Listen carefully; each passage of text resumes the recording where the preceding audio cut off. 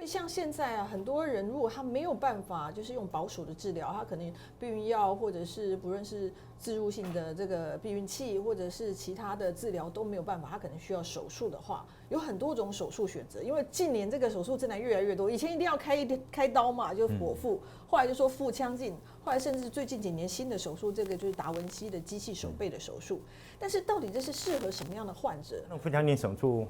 研发30年，我觉得带给很多病患很大的好处，因为疼痛就改善很多了。但是问题就出现了，传统腹腔镜有它的极限在，为什么呢？你明明是做立体的东西，你是看平面，2000年开始把这种机器人的概念都融合起来，成立了一家公司，他们发展出来一个叫达文西机械手背手术，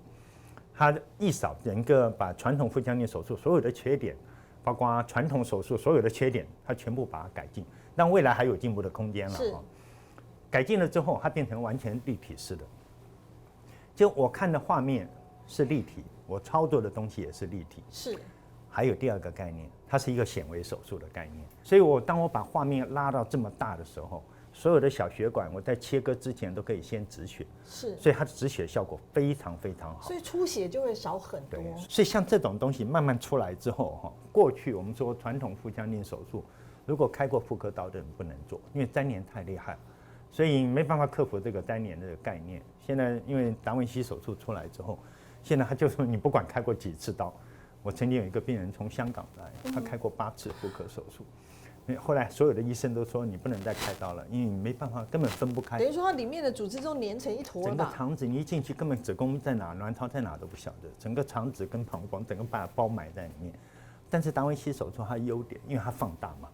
所以你那些粘连的界面你都可以看得非常清楚。所以我们后来很成功的把它完成手术，所以开过8次刀，这史上大概最多的。所以现在粘连已经不再是一个